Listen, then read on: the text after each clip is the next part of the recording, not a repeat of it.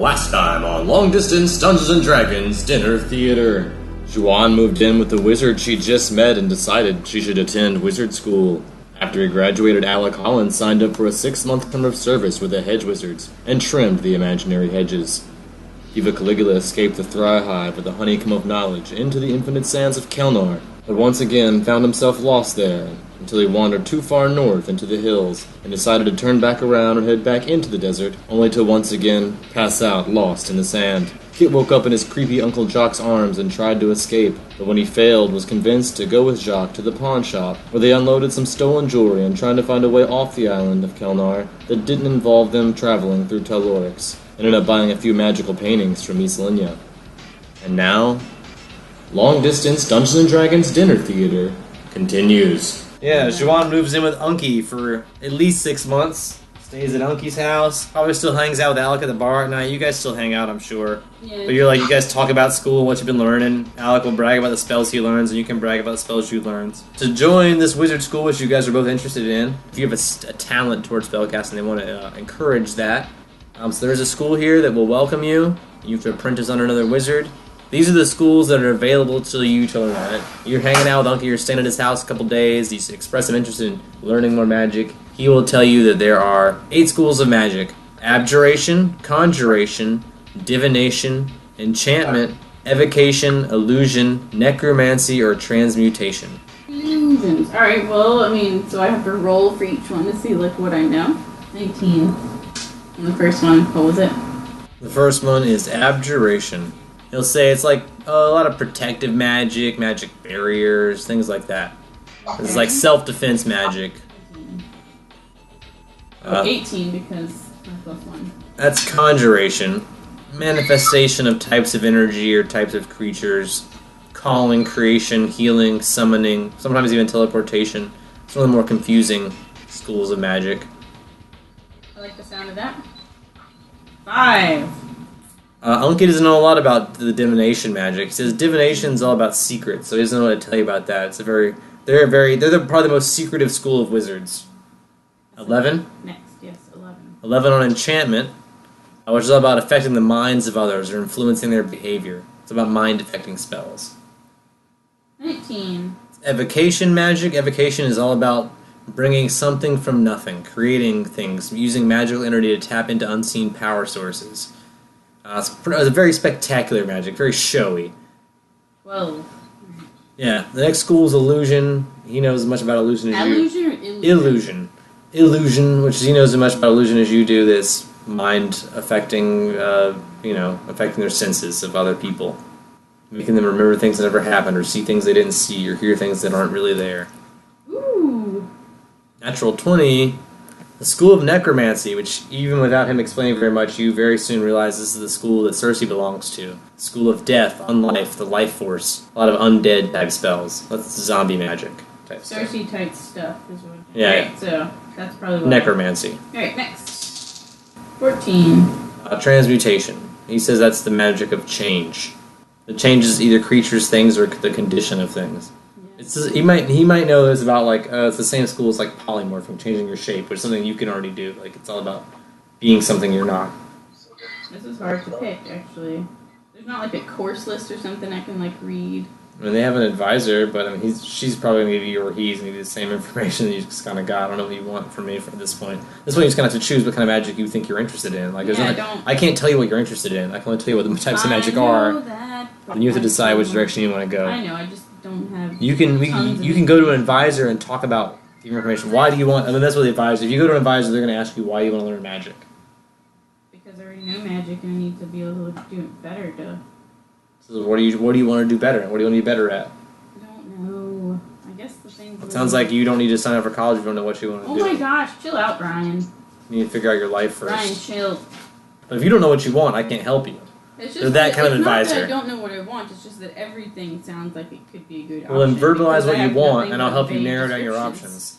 Tell me what you want, and I'll help you narrow it down. That's what I'm trying to tell you. As an advisor, tell me exactly what you're trying to do. I don't think that I would be Alec was trying to protect himself. What are you doing? Another protective magic, attack? What are you trying to figure out? What do you want to be good at? And I've already scratched that one out. So what do you want to be good at? Anyway, as I was saying, I don't think that I would be very good at the. See, it's just that what's the difference between enchantment and illusion, though? Mind affecting and mind affecting of the senses. Well, illusion is created. Making people think they see things they don't see, and enchantment is more like charm spells and make people like feel things, in their mind, like affect their emotions more than it's affecting like what they think they see. Type of way? Yeah, make people feel some type of way.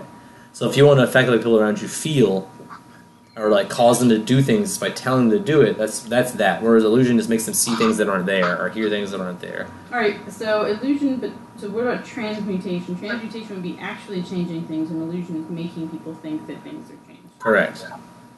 All right, I think I might want to do transmutation because that's not really like a destructive kind of one, which would be. It's more about change than destruction.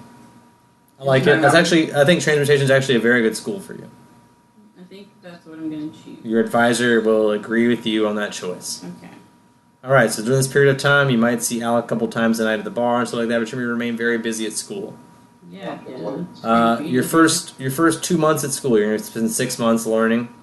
It's going to cost you 3,000 gold. God. Nobody said anything about tuition until I get to the point where I paid shit.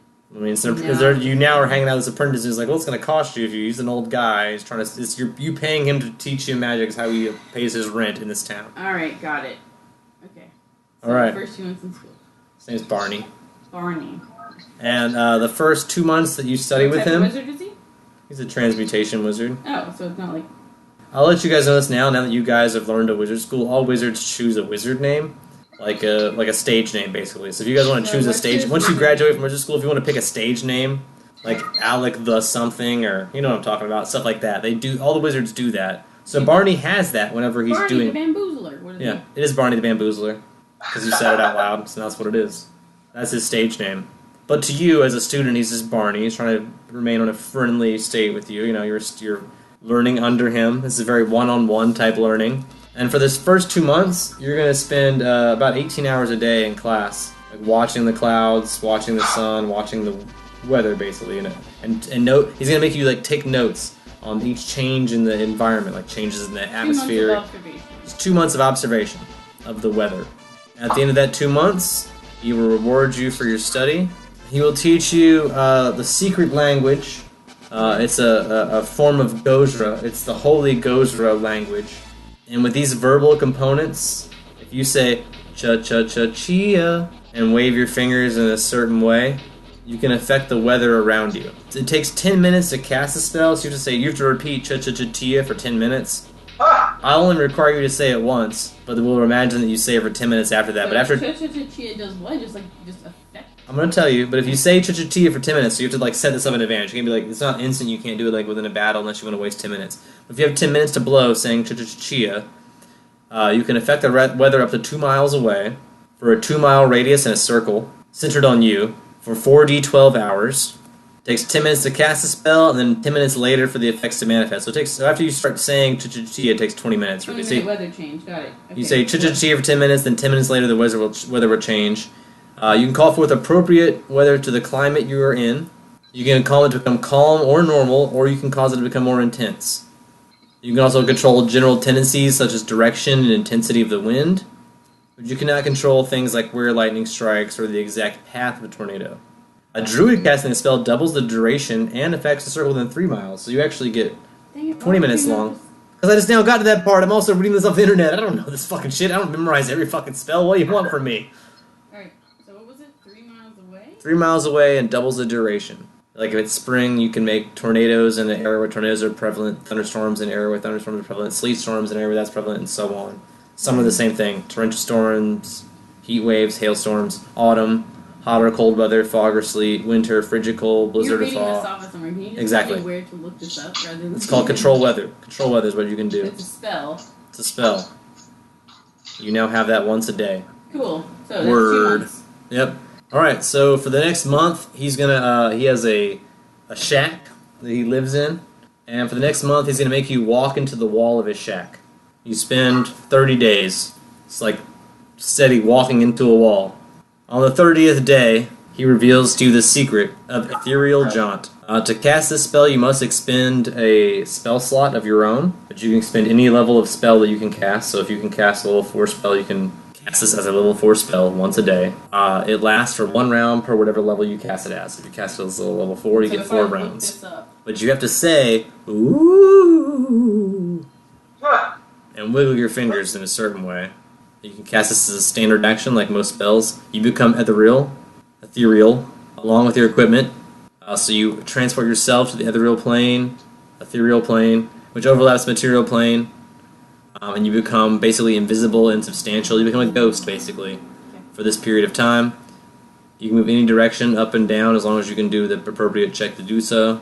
You're limited to 60 feet of sight and hearing on the material planes. You can't see any farther than that, and everything's very gray-looking and fuzzy. But you are able to walk through walls and floors and ceilings when you're in this form. Oh, that's awesome.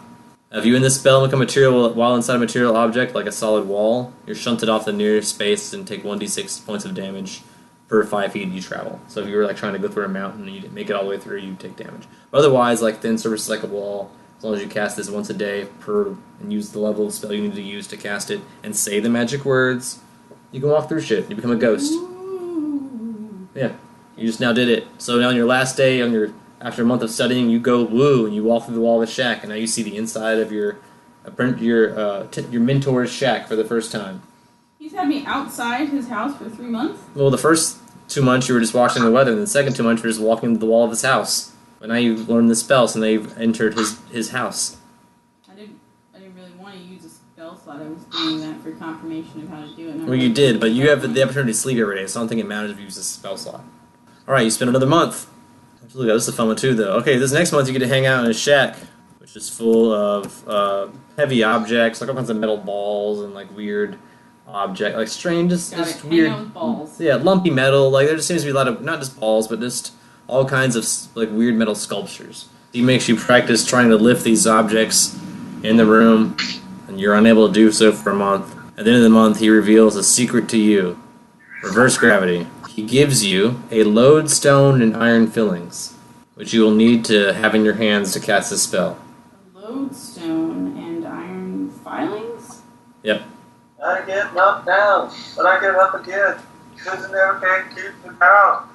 I wish that would just be... Those are the magic words for the song now, actually. Yep, Pat said it, and those are now the magic words of the song. That's now the verbal component to this magic spell. Why So you have do to- me like that? You gotta wiggle your fingers a certain way, say that part of Chumbawamba, and have these two things in your hands, so you can't do anything else with your hands while you do it. You have to have a lodestone in one hand, iron fillings in the other hand, and you have to rub them together and say, I get knocked down, but I get up again, ain't never gonna keep me down. That's your standard action. If you do that, you have a range of 100 feet plus 10 feet per level, which will be the maximum level you can cast once a day. You can do it up to a 10-foot cube for 1 round per level, which is the highest level you can cast. It reverse gravity in that area, causing unattached objects and creatures to fall upward, or if there's no gravity, or if there is gravity, or if there is gravity, they'll go up, and if there isn't gravity, they'll go down. Until they encounter an object that will stop them, like a ceiling or a floor, depending on which way Or you're the affecting the gravity. sky. Yeah, it changes the gravity of whatever they're doing. Yeah, the sky, if that's So what you it just is. reverse the gravity whilst we're outside, and they'll just fly into the air. And then For how stop many it, levels you can cast it. So if you're a and level, then they what just level fall caster back are you down now? and die. They will at least take some damage if they can't prevent the damage. Die. What level are you? 6, 7, 6. So for 7 rounds. So yeah, which is like 42 seconds, you can lift them up into the air. Planes get pretty high in 42 seconds. But you're not lifting them It the can be same speed of a plane. miles in the air. At the end of the spell duration, they will fall downward. They can provide a reflex save if they have something to grab onto. If they can fly or levitate, they can keep themselves from falling. No saving throw, no nothing. As long as you have the lead filings in one hand and a lodestone in the other hand, you say the magic Lead words. filings or iron? Iron filings and lodestone. Alright, it's 4 months. You spend your last 2 months watching, he gives you an hourglass. And he makes you watch this hourglass for 18 hours a day, every day.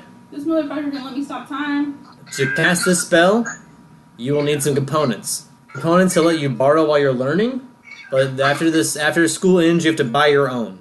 It requires powdered diamond, powdered emerald, Hang on. powdered ruby, and powdered sapphire dust. To get enough of all of these, it probably takes about 5,000 gold. But if you put these in a pouch and hold it in your hand, and say the magic words, OEOEO, and have a successful melee touch attack, you can place the subject that you have the successful attack with into a state of suspended animation. For the creature that you have the successful attack on, time will cease to flow. They will not grow older, thus be frozen in a temporal state. The bodily functions virtually cease. No force or effects can harm it. So after you freeze them, nothing can hurt them. You can't kill them after you freeze time on them. You can freeze them and then they're just frozen there. You're suspending them in time. And that will persist until the magic is removed, as by Dispel Magic or Freedom Spell. Okay. After 6 months. After 6 months, you graduate. Your professor's very proud of you. Barney gives you a big hug. Yeah. Thinks you've grown a whole lot. You've been living with Unky the Wizard for these past 6 months. Anything happen between you guys in this past 6 months? Just living together? Did you guys, like, bang it out or what? Yeah, I mean, we might as well. We're, like, in college and... This is not your first time in college. You're probably an older lady. But he seems like an older guy in college, too, so, I mean... You're both, like, older wizards going back to college, and you hook up? Well, older than a lot of these college students. I'm just saying. But yeah, you guys hook up a little bit. You live together. You're at the end of your 6 months. Unky will come to your graduation. Okay. You graduate. Your professor congratulates you. You know, he's super proud of you. You have these 4 new spells. Yay! On your last day of college, you were approached by both the Hedge Wizards and Earth. Earth. Seems more like a religious group, very interested in, like, they hand you some pamphlets, and they're like we're trying to fight the chaos, and they hand you some, like, very, like, political or religious type pamphlets. What chaos? You can roll perception or knowledge or something. Not asking who I can. Well, that's diplomacy. You can, but with diplomacy, you still have to roll to do that. Alright, with 21 diplomacy then, can you describe this chaos that you're talking about? Alright, they start talking about the plane of limbo and how it interacts with our planes and how the forces of chaos have leaked onto our plane and caused disruption, and they seek to stop that. Whereas the hedge wizards that have approached you seem to want to hire you and give you a cloak to maintain the illusion of foe to help protect the city. I'm not interested in staying in this place. Either one's going to ask you to do either study here or stay here, but you can also just leave. But you leave Alec Vine because he's here another 6 months. I mean, I can't just like go to school a second. You cannot have more than one wizard school. So now that you've learned this school, you cannot learn anymore. There won't be anyone willing to teach you any more magic. The only way to learn more magic is to actually take a class level of wizard and learn more magic. Oh. I can't just keep giving you free spells for no reason. Just let you spam time and collect spells. That would be dumb of me. I gave you 4. That's already a lot. I feel like I have been separate from Kit for a long time. I would like to try to find Kit if I can. Well, you can. You have a bracer. You know he's probably the jock, so you can always like hit him up if you want. I mean, I guess can I try to do that, Dad? Yeah. The only problem is now you've been at 6 months. Now I have to figure out what Kit and Jock did for 6 months. Yeah, I know. So, Joanne, at some point in time, after the 6 months, are you leaving Wizard Town? I want to. I mean, I'm not just gonna like wander aimlessly away from the town. Like I'm not gonna leave until I know where I'm going. So I would need to. Well, I kind of need to do that before I can go to Alec, because Alec's in the town waiting for you. So I think I have to figure out what you're doing to go any further with Alec. And I don't want to. Can I just do that? I can just do Pat. All right, looks like it's Vortiga in the Abyss then. Yay! I'm not too excited. So I'm level 1 again, right? Whatever the thing was. You're a petitioner now, yeah. So you lose all class, so you're no longer a level anything. You're not a cleric anymore. You're now a level 1 petitioner. Your petitioner alignment is identical to that of the home plane, so whatever plane you're on now, which is the Abyss, chaotic evil. You lose all subtypes, so you're not a hobgoblin anymore. But you're still the same size. Whatever size you were as a hobgoblin, you're the same size now. Medium. If you had any unusual senses, you lose them, but you still have dark vision of 60 feet. You lose all racial bonuses to AC. You lose all racial and class-based HP, so you lose all of your HP, and now you only have 2d10. So roll 2d10, that's your new HP. And a 3. And a 10! That's your new HP. Your fortitude save changes to a +3.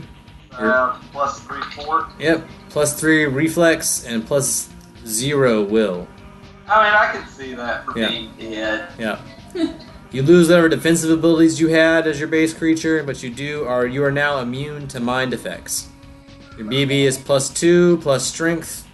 Do I still retain my strength, dexterity, constitution, intelligence, wisdom, and charisma modifiers and everything? Yep. Okay. Yes, 1d8 for a medium creature. So you get 1d8 slam. You lose all special attacks you had. So if you had any specials as a hobgoblin, you lose all that. You have all the same abilities. You lose all of your feats. Feats? I have no feats. You have no feats, but you do gain one feat, usually toughness. So we'll say you get toughness back. That's the one feat you have now is toughness. No other feats. One tough foot. You lose all the skill ranks you had and all your skills. I imagine that. So all those are gone, but you do have 12 skill ranks to redistribute as you like, plus intelligence, so 12 plus in your intelligence modifier, which I think was 0 for you, though. Yes. So 12. No, I have +2 intelligence. Oh, so modifier. 14. 14, you get 14 points to put wherever you want. So start back over from scratch, but just a blank slate, 14 points to put in skills wherever you want.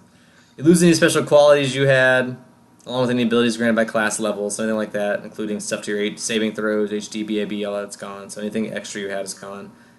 But you awake in the abyss as a larvae. Oh. So you're like a very large, pallid maggot. Your head, the head of the maggot will look very similar to Vortiga's head, though.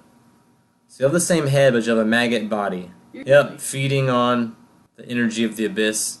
You have cold, electricity, and fire resistance of 10. And that slam attack I give you, take away that slam attack. You don't get that. Okay. Instead of a slam attack, you get the bite attack for the same damage, 1d8 bite. But you can't slam because you're a larvae, so you can't grab anybody. Yeah. But you find yourself surrounded by gargantuan canyons and Yonam chasms. Foul water of the river Styx next to these canyons, and you're at the edge of the river Styx and these very large canyons. You awaken as a larvae, retaining very few of your memories of your past life. You're now like a giant maggot on the edge of this giant river and this huge mountain surrounded by chasms. Right. It seems to shift constantly. The mountains seem to change shape and size like a 3D wavelength, you know what I'm talking about? Like, Yeah. the mountains are constantly changing, the river is expanding and shrinking and moving very fast. Seems you're in a land of no laws, no order, no rules, no hope. I'm going to do a perception check to see if there are other maggots around me. Yep, go for it. I have a 3. You don't see any maggots around you. You just see the constantly shifting waters and mountains and canyons around you.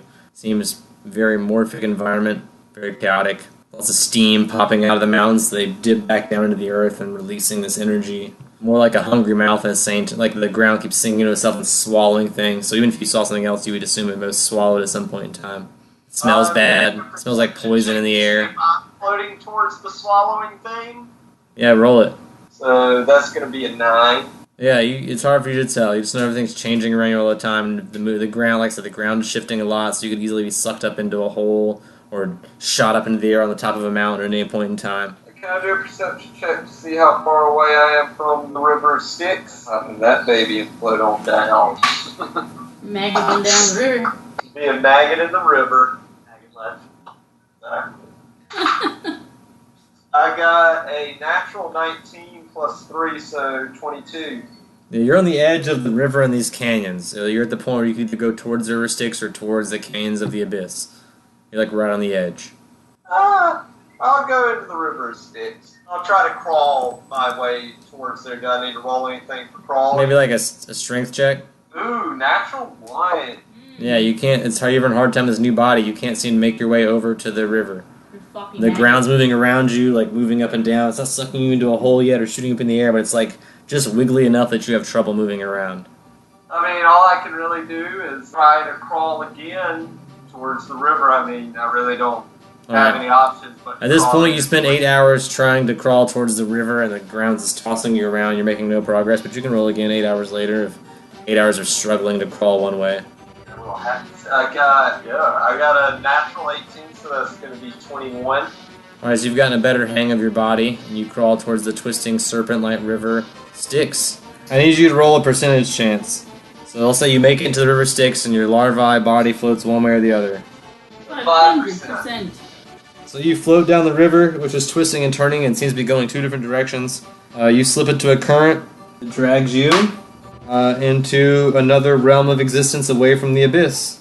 You arrive there, you all of a sudden roll me a perception check. Oh god. gonna be a realm of just ass. Stink ass. A realm of ass. Is that a bad place? Or... It's gonna be a 9. Yeah, maybe that's... A 9's probably a good number then, because that's why it seems weird. Everything seems the same but different. You feel somewhat flat, sort of pixelated. Imagine everything is exactly as it was. You're still this giant slug creature, except now you look like an 8-bit, like, Dig Dug type character. I'm in the realm of fucking bad graphics. You look like Q-Bird or something. Roll me a percentage chance. I got 6%. Perception is still used to me. Do it. Take the power. Do it. Take the power. Do you really want me to do that? Do it. Yes. Really? Do it. Then you got a natural 1. That's why I don't play this game. Alright, yeah, you can't... Hasn't spoken. Maybe because it's one-dimensional, you have trouble telling what it is, but something's coming after you. Roll for initiative. Okay, I got a 10. Alright, I had a 12, so I gotta go first. I rolled a natural 1. So this thing is gonna come at you and fall prone. So it's coming down at you and it's like hits the ground.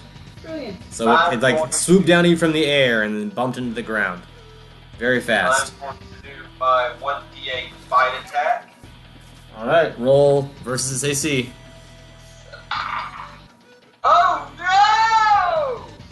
Natural 1! Natural 1s are the thing! Pat, Three in a you row. gotta buy some new dice, dude. You gotta buy some new dice. So yeah, you swing and you also miss on this creature. The two of you are just like laying on the ground. Like Yeah, you also fall over. But you're also disoriented because you're now two-dimensional, so it kind of probably freaked you out. You're a two-dimensional maggot now, so in a new world. You know what? I rolled another 1. Good That's Lord. 3 runs in a row. So my creature is unable to get up, so it's your turn again. I still have my mythic. You are still mythic, yeah. Ooh. Okay. That's the beauty of touching a crystal, is you've always have touched a crystal. But I don't get, like, my Archmage abilities or anything. I just get the surges, right? You have everything, man. Everything you had is your mythic you had. You still have all the mythic stuff. You're still mythic. You're a mythic petitioner. You touched a crystal, man. You're special. He's like, hang on, let me get. Like, get this shit off. Hang on a second. If you want to roll me knowledge planes, I'll tell you where you're at, too. Oh, that's Okay. really useful. Okay, so that is going to be a 11.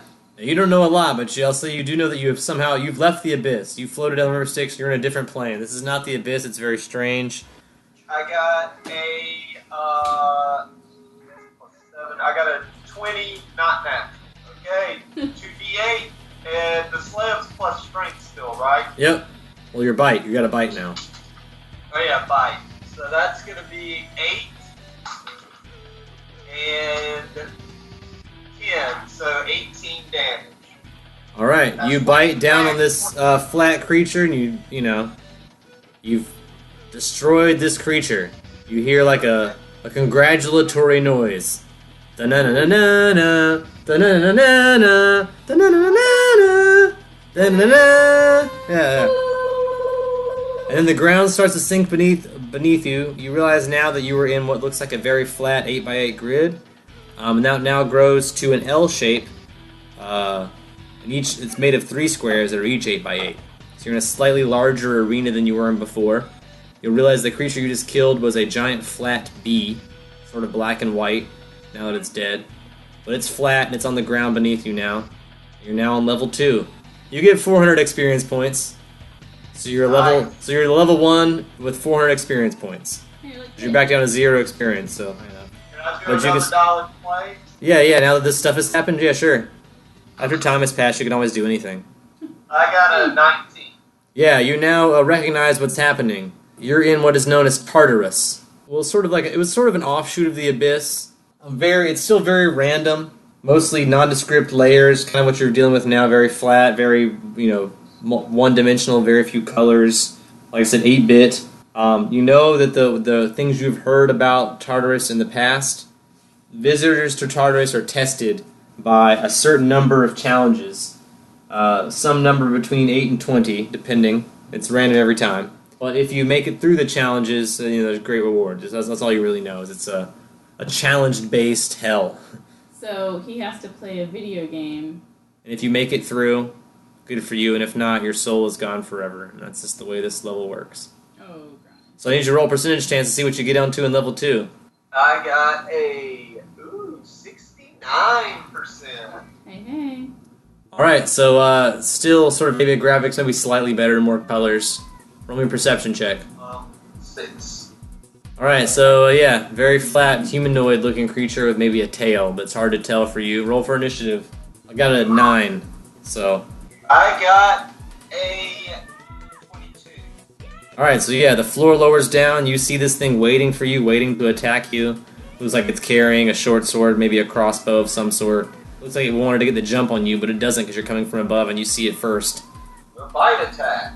Yeah, I don't have anything else I can do because I don't have any whip or anything like that. Nope, you got nothing. You're just a fucking larvae with no possessions. I'm gonna attack it. Oh, it's gonna be a 16. That's gonna be a miss. It's gonna try to attack at you. I only rolled a 12 though versus your AC. What's your AC?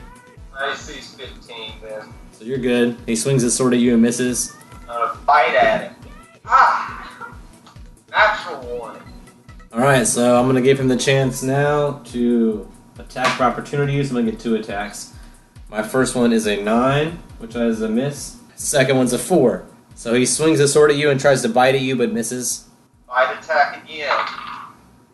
Fucking 3! No, it's still gonna be a miss though. Yeah. Natural 20. Ah, god damn it. So he's gonna bite at you now. He's swung his sword at you, he's now biting you twice. This time his bite manages to reach you. You take 6 damage. I need you to make a fortitude save. I got a natural 19 plus 3, so 22. Alright, so you're fine. This thing bites you, but it does not affect you.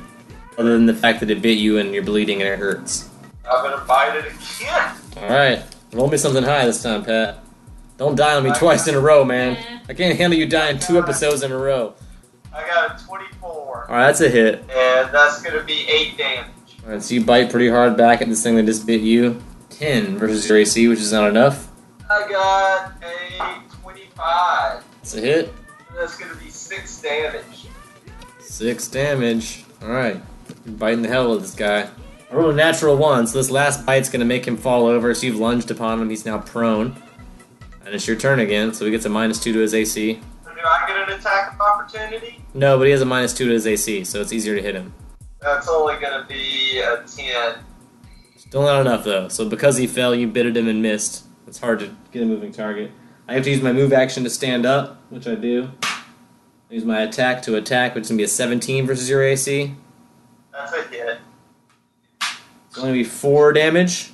I'm almost out. I've got 3 HP left. Alright, I need you to make a fortitude save. Oh no! Natural 1. Good lord. Alright, so now you've now been infected Oh. with were-rat lycanthropy. So I turned into a were-rat? Well, now you can be a larvae, or as a standard action, you can turn into a were-rat for 1 minute. Yeah, I turned into a were-rat. Okay, you're now in rat form, which is the same form as a dire rat, basically. And whenever you're in your larvae form, your larvae now has hair. So you're now a hairy rat-like larvae, and they can turn into a dire rat at will. You should probably I'll just take be a that. dire rat. About the size of a small dog, with like really coarse fur. As the rat, you only have a melee attack of 1d4, but you also get the disease of filth fever whenever if you have a successful bite attack, Okay. which is a fortitude DC of 11. In 3 days, you'll start taking dex damage and con damage, unless you have 2 consecutive saves. Once a day, you can make one. So tomorrow, you make a save. If you make 2 saves in a row, you'll be fine. But right now, you don't have to worry about that for 24 hours. But in 24 hours, you need to do 1 save, then 4 hours, and then do another one. If you do both of them well, you'll be fine. If you don't, you'll also get filth fever. Alright, so I'm gonna, I guess, fight him again. Alright, go for it. Alright, I got a 19. That's a hit. I get a reflex save, though. I rolled a 10 plus 6, so I'm going to take half damage, but go for your damage. Okay, well, I rolled 10 damage, so 5. Alright, it's bloody, almost dead. I'm going to give you a hint because I'm a DM, it's at 1 HP right now. But because it's my turn, I get a chance to hit you again. I rolled a 2 though, so no, it's a miss. I'm gonna slide it again. I got a 9, but I'm gonna surge it. All right, And that's a 6, so 15. surge it again. Okay. 6, so 21. That's a hit. 8 damage. All right, you've killed this creature. You get 600 experience points, and roll me a percentage chance to see if a potion drops down out of the sky in a very flat 8-bit style Legend of Zelda jar. Doodly-doo-doo, doodly-doo-doo. 3%. All right, so that's gonna be a potion that'll drop down out of the sky. It'll be a Cure Light. 1d8 plus 3 for you. Okay, I'm gonna roll That's a it good now. I got a 6, so that's gonna be plus 3, so 9. So I only have 1 HP damage. The levels start to drop down again to level 3, which will be a big like W 8-bit pixel shape almost. Like levels of keyboard like shrinking. You're going down another pyramid level, and the level's getting slightly larger. Cersei was just outside of the town of Pont Vide. Alright, well, can I roll a perception check when I wake up in my hut with my 5 dudes? Yeah, Cersei, in the below the town of Pont Vide, you guys have had about a day's travel, and you stopped to rest for a day. We'll say early in the AM one morning, you can roll a perception check as you wake up to look around you, see what's going on in your witch's hut. Yeah, it's gonna be 14. Yeah, you wake up in a pile of dudes. You're surrounded by a bunch of red shirts up against the wall. One of them's trying to cuddle with you in bed, but they're all, in very close proximity to you. You notice all of them from I should Starport. be a little confused, so I'm like, well, there were Juan, Alec, and Harlock with me as well. Yeah, you don't notice them right away. When you first wake up, all you notice is these red shirts. You can look harder. With the 14, you didn't notice them at all, and you don't know, I may not have drawn that conclusion yet. Project to roll a little perception. Yeah, Frederick can do that. He's with you. He's your manservant. That's better, that's a 25. Froderick will right away, when he sees Cersei wake up, alert her. Juwan and Alec have wandered off, snuck out in the middle of the night. That one of the guards tried to follow them, but return empty-handed. They'll give you a full report. Alright, well, I'm gonna... Harlock's Bachiman, who was following you guys, has also not been seen. Don't remember the note? Oh yeah, you will notice Froderick will hand you a note, a photograph of Rayo Smith, and on the back of it is written, "Call me maybe, gone to do good," or "going to be good guy," something stupid. Okay. But "Call me maybe" on the back of a Rayo Smith poster. I'd ask the red shirt which direction, who is following and what direction they were going in. Yeah, he followed Alec and Juwan towards the graveyard, but he thinks they slipped over the wall. The wall into the graveyard? He found a piece of their clothing on one of the fences there, but lost track of them and assumes that's where they went, is into the graveyard. Pretty gutsy. I'll turn my my bracer to channel 11. I think 7 is the secret one, and 11 Alright, is and I'll be, I'll say, Cersei calling Alec and Juwan. Roll a perception, Juwan. Okay. 14 and 8. So that's good enough. Yo, what up? Oh, hey, Juwan, Cersei here. You guys kind of just left me here with all these red shirts who are also still sitting around me, so... I know, yes, that was a point of discussion, certainly, before we actually left. Alright, so where are you guys heading? So, we're gonna be doing some blinding light business and trying to straighten out West Linya a little bit. Alright, well that sounds all well and good. It sounds You're like lucky things you stepped didn't away. think I guess would... I'll go finish out the job that was given to both of us to do, you know. Ooh.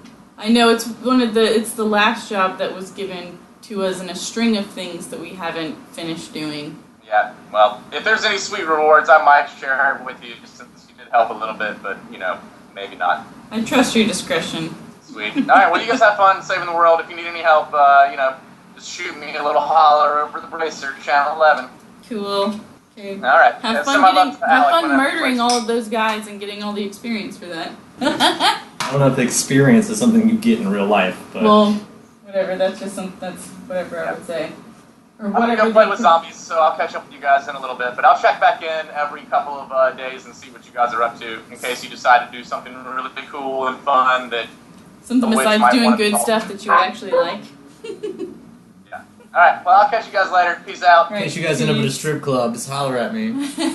Yeah. Find any good whorehouses along the road, you let me know. Well, I guess we'll pack up all of our gear and start the walk towards Oestra. Alright, you and 5 red shirts head towards Oestra. And they'll lead you through the swamplands and the graveyard. You get a bonus to your percentage chance of whether or not something attacks you because you got a bunch of dudes with lasers with you. You guys are attacked near the swamp by some large plant life, but your red shirts will fight back. Die. I can fight too, and I can hex heal each one of them at least once. All right, then it's I can do that time. once a day. Then it's time to roll for initiative. Yeah, I'll fight this shit. Come on, man. Let's do it. Initiative for Frodrick is going to be a 16, and Cersei is going to be a 21. So you guys are fighting 6 entities in this swampy area. I rolled a 17 plus 6 for these plant creatures. So So they will be going first. 23, and for your red shirts, I roll a 13 plus 2, so 15, so they're going last. Attack 1 is a 6 plus 13, so 19. I'll make that versus one of your red shirts. Take it a reflex save, which I will succeed, so I'll take half of this damage as a red shirt from this first guy. It's going to be 7 damage, plus they have to make some other kind of save. Fortitude. Fail. That's a fail and a fail. A 21 versus AC, which will hit one of your guys. A natural 1, so one of them will shrink back down in the mud. You have one less thing to deal with at least. And an 18 plus 11, so 29 versus one of them. So 2 of your red shirts who have run out into, frontline infantry, they've gone out in front of you. They're letting you take the bat because you're a witch using magic and they're, using weapons. So the 2 of them get hit. It's 10. I got a natural 20 on the CMB, so it's grappled. So one of these things has like vines start wrapping around it and dragging it into the swamp. One of your red shirts. The other one's going to just be completely swallowed whole by this thing and be killed. So one of your red shirts is gone. It gets sucked into the swamp and just vanishes into the muck. But after that, it's to you and Frodrick and your remaining guys. I guess I'll just try to maneuver myself to the best place where I have the least chance of hitting the fewest number of red shirts and the highest chance of hitting the most number of these plant creatures. Alright, you'll only hit 1 red shirt if you move to this spot, but you'll be able to hit all of these creatures. And I'm going to shoot a lightning bolt at that. The red shirt gets, but they all get reflex saves. Yeah. They fail, so I'll roll him for the red shirt too. Oh, he does a little bit better. He'll take half damage. But these other plant creatures that you're shooting at will take whatever damage they're supposed to take. 15, so 16 damage, lightning. Alright, so your guy takes 8. And I guess we'll roll with Frodrick. He'll run up and try to hack the one that's enveloping or wrapping up The one's being grabbed? Yeah. On his first attack, that's going to be a 16. It's a miss. Alright, and his second attack is going to be a 24. Hit. Wait, 24. Yeah. So he does 7 damage to the one grappling. Alright, so he's able to hack that one and free the guy that was being grappled, and that one sinks back down into the swamp, and your red shirt is free. So now the red shirt is attack. Oh, natural 20 for the one guy that was attacked earlier. So after he got attacked by this thing, he's going to swing right back at it. I'll give him 2 attacks. Ooh, 14 damage. Not bad. Plus anything? Nope. Plus strength, so yeah. So we'll do 16 damage. Guy number 2. Nope. Guy number 3. Nope. He's underwater. He's dead. The last guy, I think this is still not enough. So the one guy that was attacked earlier and did some damage, the plant creature that sunk down to the swamp rises back out after its vines were, cut away by Frodrick. It re-emerges from the swamp. The guy that was attacked first round that failed his fortitude save, vines erupt from his skin where the thing attacked it. He is plant. Well, the part of his arm where the thing attacked him, slashed him. He is plant arm. Yeah, like has vines growing out of it now and wrapping around his body like little seed pods exploded in his arm. And started rooting themselves in the swamp and the ground below, so this guy can't flee, can't move. Wow, gross sounding. So you have one red shirt now has been rooted to this place in the swamp where he's at. So now you can attack. Miss, I believe. Oh, that's a hit on one of your guys actually. I forgot their BAB was so high. It only does 4 damage. So the one that was grappled earlier is attacked by one of these creatures. He has to make a fortitude save, which he fails. And my last 2 guys hit and miss. 16 versus your guys, which is enough. So now one of your other guys is grabbed by one of these creatures wrapped in vines. Two other are sort of fucked up. Alright. These seed creatures. Can I assume that all these creatures are within 30 feet of each other? They're definitely within 30 feet of you. Oh yeah, they're within 30 feet of each other. They're all kind of clustered in this edge of the swamp where you guys have sort of wandered into. Then I'm going to use mass inflict light wounds. And that's one creature per level, so I can hit them all. They get a will save for half damage. So 12 plus 7, so 19 for these guys, and 17 plus 5, so 22 for the other group of guys. So two separate types of creature. If you didn't beat 21, you failed. Alright, so one group did, the other group didn't, but it's actually the weaker group that succeeded in the save. So you'll hit the hard. So they take half damage. 7, and I'll surge that. Alright, 13 damage to full damage, and 7 to the other. Roderick is going to come up and swing on. Is somebody grappled, or does one of the guys towards the back is grappled? Alright, well, Roderick's going to run up and try to ungrapple. Alright, so swing that sword. First attack is going to be. That's only a 14. Not enough. It's a miss. Oh, 21. It was almost a 20. 21's a hit, though. Okay, so he's going to do 7 damage to grappling the Grapperson. We'll say that's enough to cut the vines away from your red shirt friend, and not have to kill this monster, of course. So you do, like, cut the vines. Your red shirt's guy is sort of free. Yeah, these guys. Miss.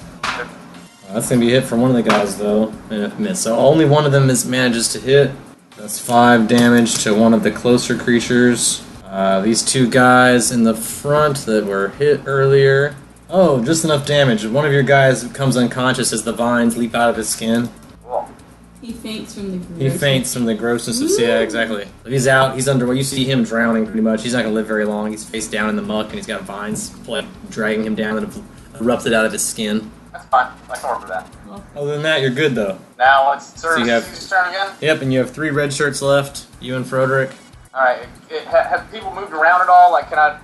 No, I can't do Cone and Cold. I think I've already used up all my level 6 spells for the day. Never mind. How about Burning Hands? Oh, yeah. Then if it's a cone-shaped Like, burst, you're fine. for my hands. Oh, then you're fine with that, then. But it might hit... it might hit your 3 remaining guys. There's a possibility they are, like, in front of these plant creatures, fighting them. They're between you and them. They're melee attacking and you're magic attacking, so... And Froderick's over there as well. It may also hit him. I don't want to hurt him if I can avoid it. See if I can turn the tables on these guys. These guys aren't moving around or anything, are they? I mean, they seem to be moving some, but they seem to be swamp-dwelling creatures. They are on the edge of the swamp. They don't seem eager to leave the swamp, but they do seem eager to drag your friends into it. I'm going to cast Black Tentacles. That's a 20-foot radius spread. That'll get my guys too, I guess. I'll let you decide, but if you do it, it's going to hit at least 2 of them. I mean, I can keep doing lightning bolts. It's one of my... It uses a level 3 slot. If it's a chosen spell, I can keep using it until I use up all of my slots. Right? Also, you can get from the same angle. They get to roll a reflex. I'll roll 2 groups of reflex. That's a natural 1, so the first group will take full damage. The second group is not high enough, so they'll take full damage also. To 25 damage. It's really good. That's a good lightning bolt. Do we decide that is one of your guys going to take half damage from that? So you've just murdered one of your red shirts. One of your red shirts is dead. Whatever. You want to roll me a knowledge nature or something else applicable to the situation before your next turn? Never forget to knowledge. Nature right meow, and that's going to be a 29. Alright, so you will notice that you have attacked these creatures twice with your lightning bolt, and it doesn't seem to have affected them all that much. Oh, darn. Alright. They are probably immune to lightning or electricity attacks. That's lovely. Alright. Well, then, I guess it's Froderick's turn now. And he's going to roll up on, I don't know, one of the weaker looking ones, I suppose. Yep, If one none of them towards are the front. First attack is going to be, that's a 16, which I think we said was the miss. Alright, I'm going to go again. That's a 20, not natural. That's a hit. Alright, 7 damage. Your remaining 2 guys get an attack. That's going to be a hit on one of these guys, and a hit, 2 hits. Oh, 2 hits in a row, what do you know? 13. Alright, so your 2 remaining red shirts like whack their stun batons at these at the one that's closest to them. 29, that's a hit. 15 was 28, that's a hit. 17 is actually a miss. Oh, that's That's going to be a hit, though. Miss. So 4 hits, 2 from the larger group, 2 from the smaller group as they move in closer on your guys on the edge of the swamp. So one of your guys is dragged into the swamp. You only have 1 red shirt remaining before these other 2 guys get their attack. That's probably going to kill this guy, too. I'm going to lose all of your red shirts. All your red shirts have now sunken into the swamp. Alright, how many vanished bad beneath the guys are surface. left? 5. Jesus. Alright. You and Frederick are about 20 feet away from the edge of the swamp, but they've drug all of your red shirts into the swamp, Alright, well, probably in that case, successfully drowning them. I'm kind of cold all those bitches then. No, I can't. I used all those. Alright, so it's going to have to be Burning Hands. Reflex save for half. The first group gets a 24. Second group gets a natural 20 plus 5, so 25. Alright, so they all take half. 15 fire damage to them bitches. Well, they take half of that, so 7 or 8, 6, 8. Roderick's turn? Yep. Alright, he's gonna hack away. Alright, that's 11, that's a miss. That's a 25, so that's gonna be a hit. 9 damage. That's going to be a 28 versus Frederick. It's a hit. Be a 23 versus Frederick. Hit. And a 30 versus Frederick. All hits. That's 14 damage to Frederick, and I need him to make 3 fortitude saves. 9 for the first one. He should probably surge that. 16. Do you want to surge it again? Yeah, might as well. 18. Would you like to surge it one more time? No. Yeah, might as well. Alright. No. Alright, but there we go. Now I'm at 23. Alright, so he's safe from the first one. Roll a fortitude for save for your second one. That's a 25, so Alright. that's going to be good. Yep, you're good. Alright, oh, and a 26. You're good. So these things attack you, but are unable to inject seeds into the flesh of Frederick. Although they did try to squirt their plant semen into his flesh. And this is back to you guys. The other 2 guys just to kind of regroup. Do these guys, like, look any, like, worse for wear? Or, like, Roll a perception check. 17? I mean, you definitely have like cut some of the vines, some of the plant material off some of the mounds that were in the front attacking your guys. But it's hard to tell because part of them is beneath the surface of the swamp and they're plant material, so they don't bleed. It's not like a normal fight where you can like, oh, that guy's bloody. You know what I mean? Like these are plants, so it's hard to tell how much damage you've done to them. You definitely know you've hit them, so you must have hurt them some. Cersei is Do going you to want to roll run me a knowledge arcana, maybe? That's going to be a 23. With that, you would know this is the kind of creature who would help to have a druid around. Things like blight or diminished plants would be helpful versus these type of enemies. Although I don't think you have those type of spells as a witch. Plants, they're swamp plants, so they're wet, gooey, green, algae-like mounds of vines and massive tangled plants that seem to be sentient and alive in some way. This doesn't look like it's going well for me. So I'm probably going to just run up, put a hand on Frederick's shoulder, cast Dimensional Door, and hop out. I'm going to try to bounce a little bit. How far is the distance on that? 400 feet plus 40 feet per level. It's pretty good. So 844 feet. Yeah, so yeah, you're able to get far enough away from these guys and just zap your way out of this swamp. You'll be on the edge of the southwesternmost tip of the graveyard now, but far enough away from the swamp that you've escaped these creatures if you like. Yeah, I want to escape them. I will allow it. I assume Frederick also allows it. He doesn't make a will save. I assume he trusts you and will go with you wherever Yeah, you're it taken. says willing creature is able to go with me. So yeah, you guys are now on the edge of the graveyard, the southwesternmost point. You're at the point where the edge of the fence changes direction and starts heading east. I need to take a nap and recharge my spells. I wasted a whole bunch of them. Yeah, definitely. Not doing as much damage as I thought I did. Alex Pachimin, you were on the road towards Covenston, right? You said I was like right outside or something? You were near. Yeah, you're pretty close. You're about to enter the town. You've got all spruced up. You took your light wand bath and your deodorizer, so you look good, you smell good, you feel good. You're at the point now where you can enter Covenston if that's what you wish to do. Yeah, I would like to go inside. So you're obviously catching the eye of lots of witches, both male and female. I want to make it clear that not all witches are female, but they all love dicks. Alright, I don't want to make it seem like it's only the women witches that are hungry for dicks, but dicks have a lot of magical properties. At least they believe so. A big coven of witches. can I do a perception check? 24?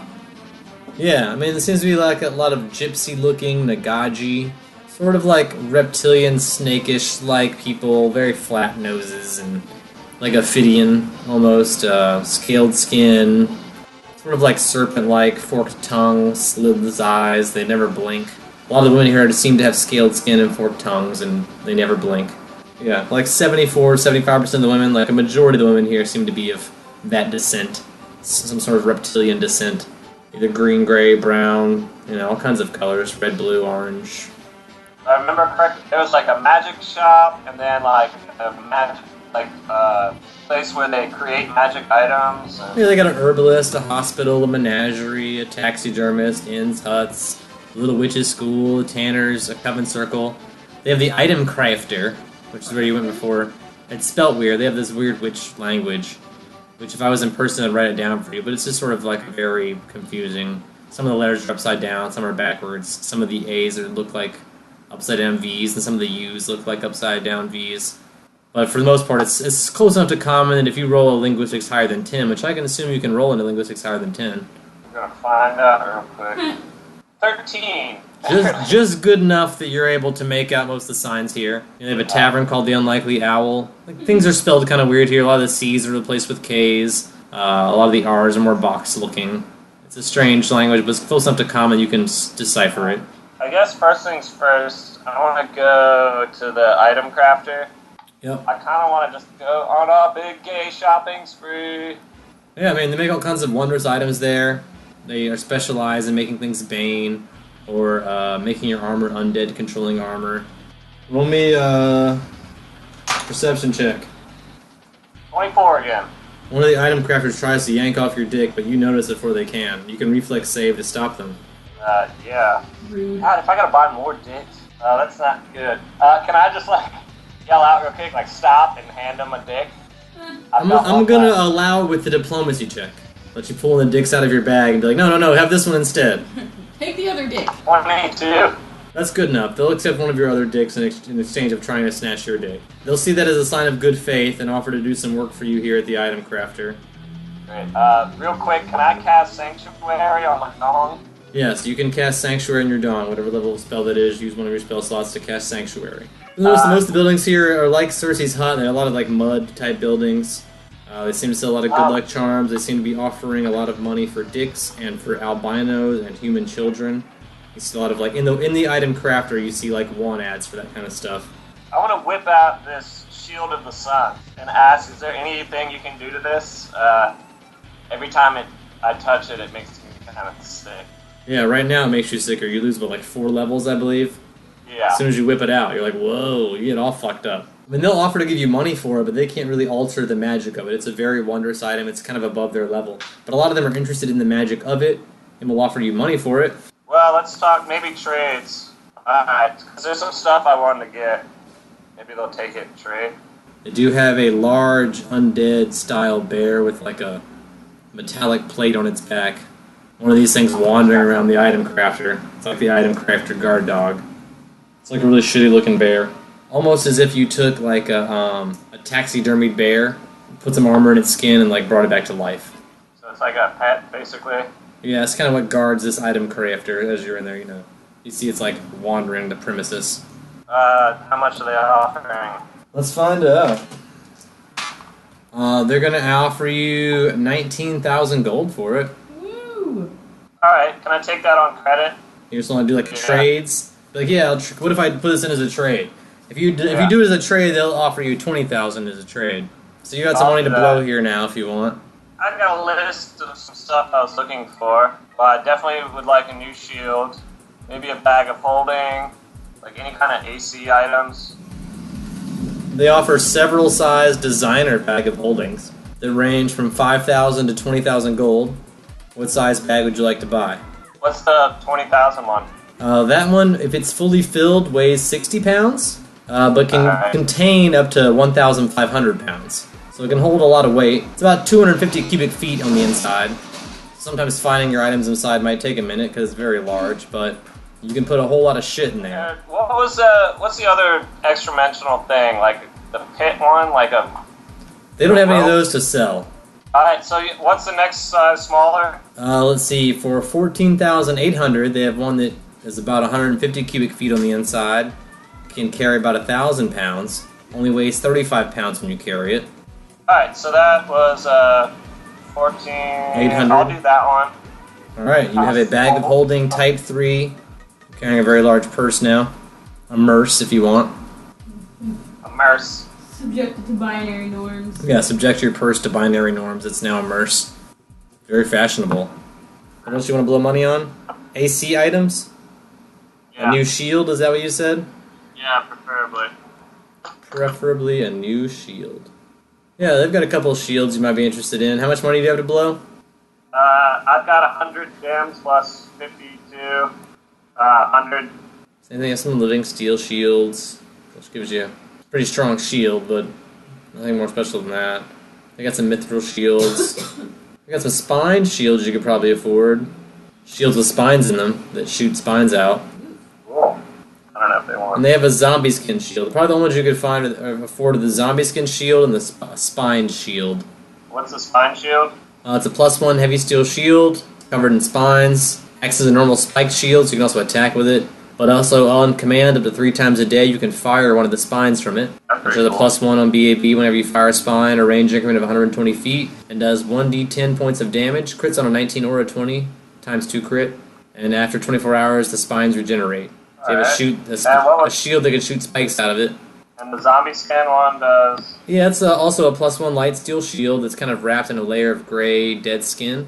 But once per day, you can animate the skin as a human zombie under your control, as if you had created the shield with animate dead for a period of 5 minutes. So you can make a zombie leap out of your shield. When the time expires, the zombie returns to the shield. If the zombie is destroyed or cannot reach the shield by the time it expires, you'll have to place the shield on a humanoid corpse for 1 hour to regrow the skin on it. That's cool.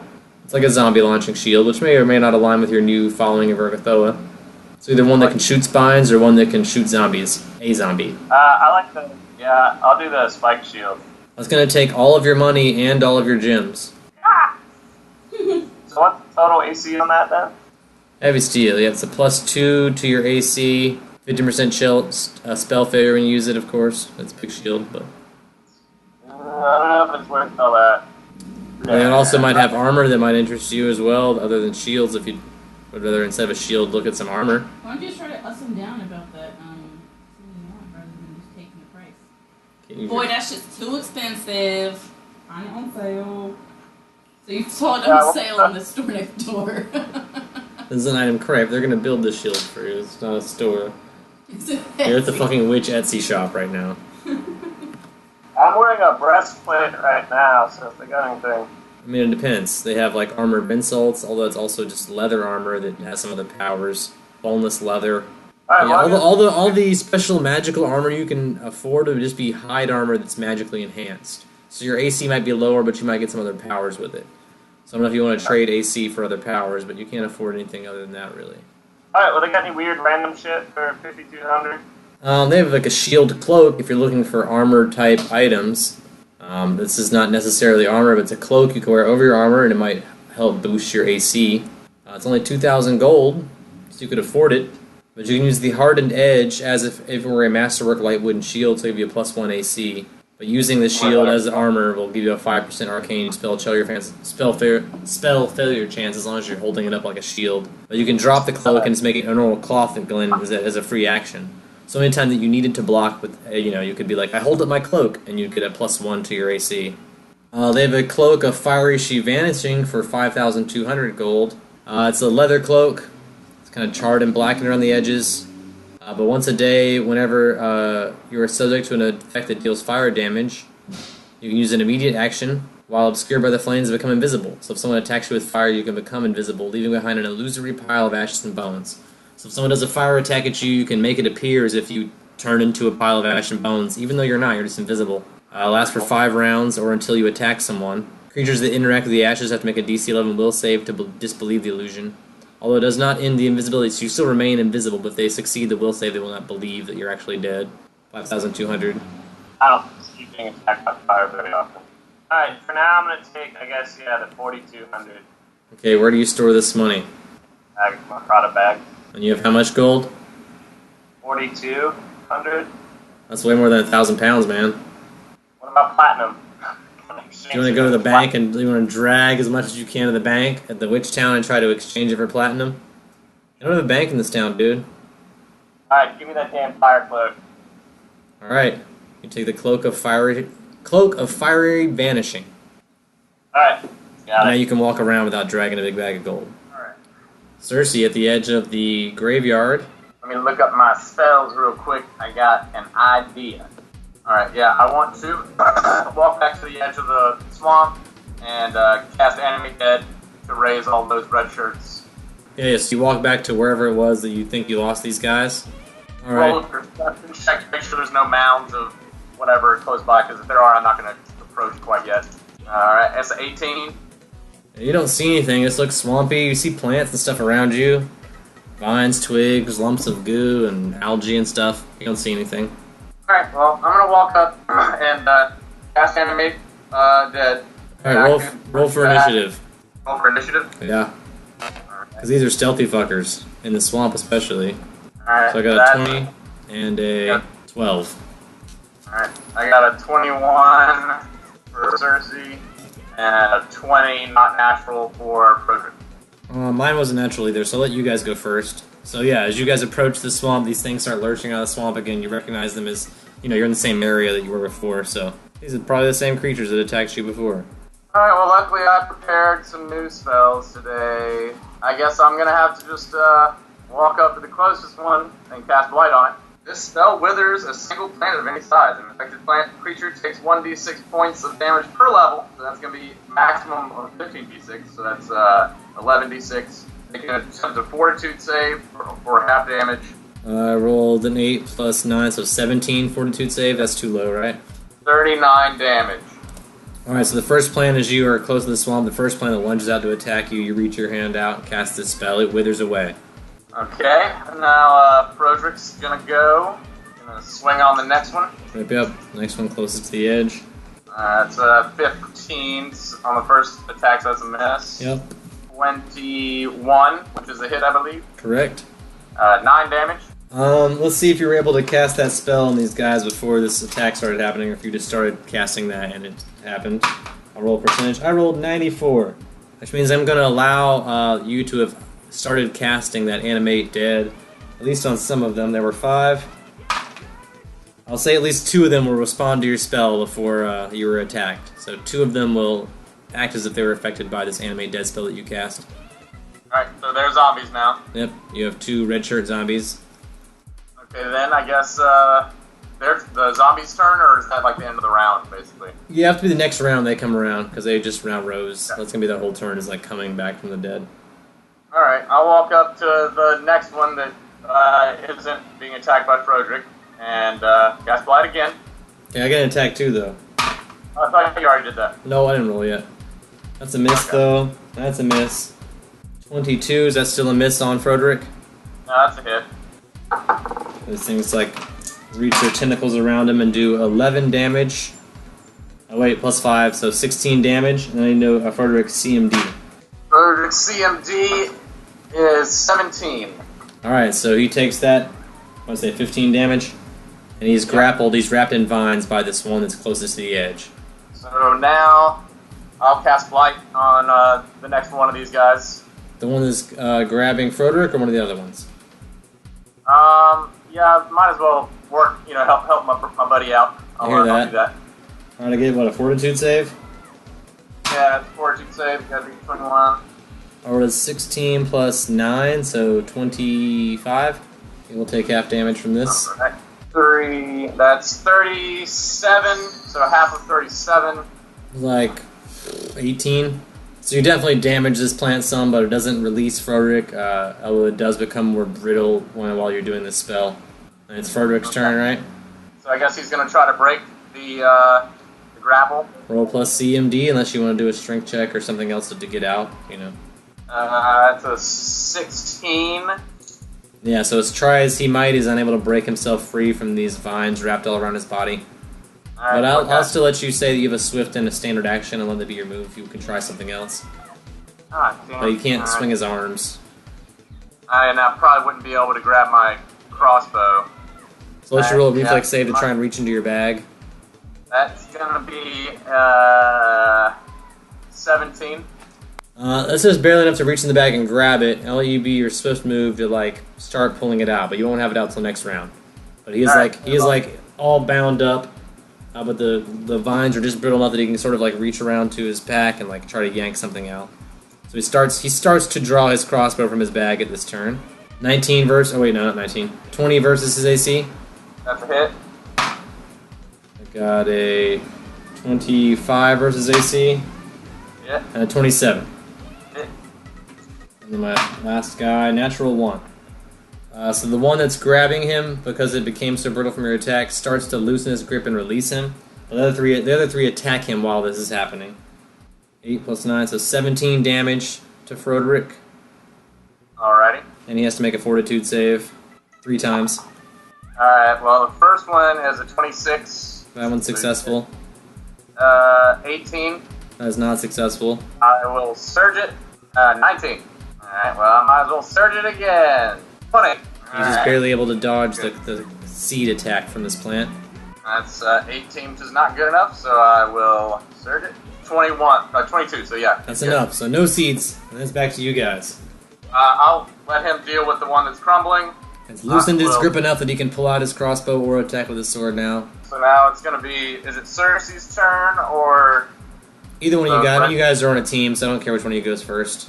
What about the red shirts? You can put them also in the order however you want, but all 4 of you get a turn right now, whatever order you like. You command them into attack, I assume. Yes, of course. Yeah. Alright, I guess I'll get them to beat on the brittle one. Alright, so for 2 of them attacks, I rolled a 9. Are they attacking the one that's surrounding Froderick, or the other ones? Yeah. Yeah, surrounding Froderick. I got a 9 and a 12 without modifiers. Both of those are going to be misses. Really? Yeah. Alright, well, Cersei's gonna use her last blight on the next one down, not the brittle one. Okay, one of the more strong ones. I hear that. I get it. What kind of save? Fort? I rolled really low. I rolled a 12. Oh, wait, not 12. Yeah, so that's something probably not low. 15, but still probably low, right? Oh. Yep. So this one's going to affect this one, of course. 35 damage. Full on.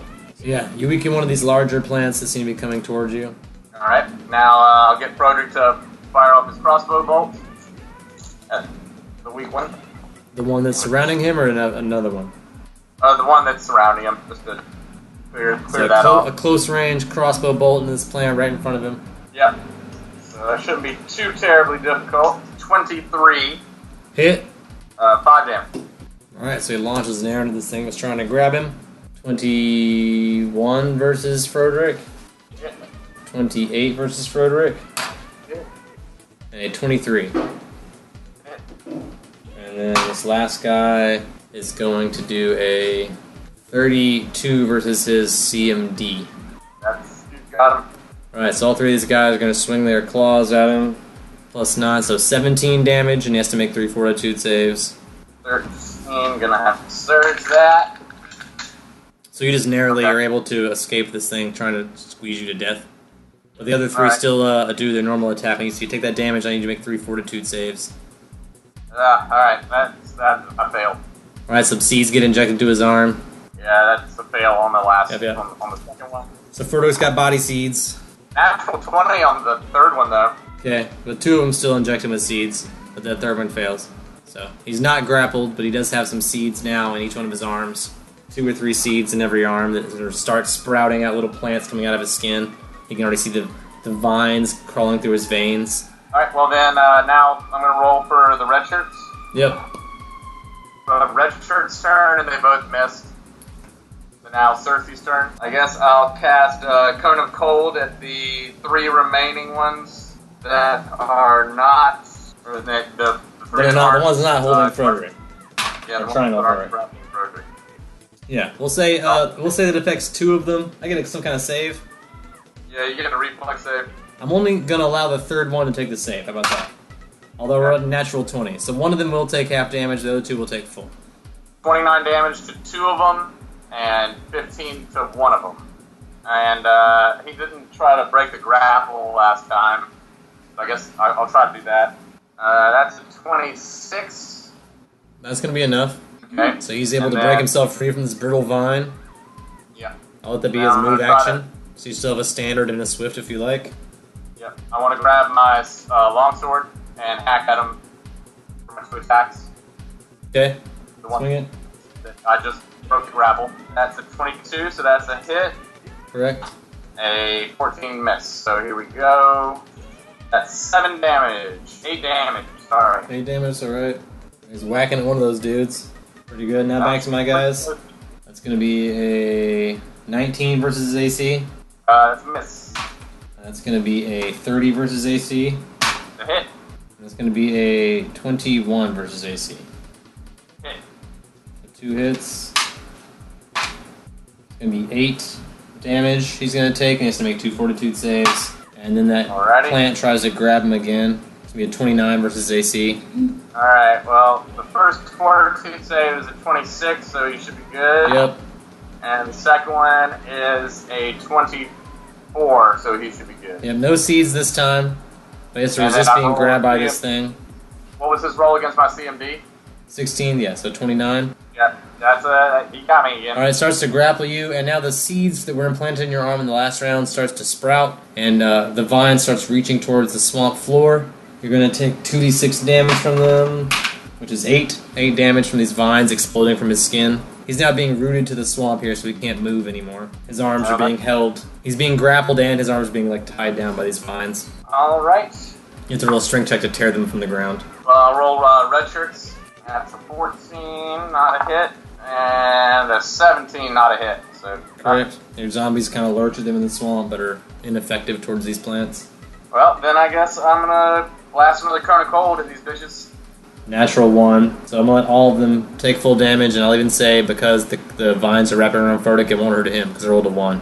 24 full to all of those guys. Alright, so the mound that was grasping Froderick now freezes up and shrinks back down to the swamp. Yeah, Roderick. So he has to make a strength check? You can make 1 strength check for each arm to rip his arms free if you want. I'll let one be the move, one be the swift. Alright. Makes himself a standard if he breaks his arms free. That's natural 1. Alright, so that first one he yanks and is unable to get his arm free. He's going to take 1d4 damage, which is going to be 1. 1 damage from trying to pull and it doesn't work. It just hurts his arm. Well, that was 2 natural 1s in a row. Really? Yeah. He's going to take 4 damage from trying to yank the other arm as it tears at his flesh and actually rips some skin from his arm. But he was trying really hard. He wants to swing a sword really bad. I don't know what else you could do, but you can't swing a sword in this condition. I'll allow that as your standard to just reach far enough to grab your crossbow. Alright, that sounds good. I'll do that. That's what you did with all that pain you just gave yourself. You reached out really hard to grab your crossbow.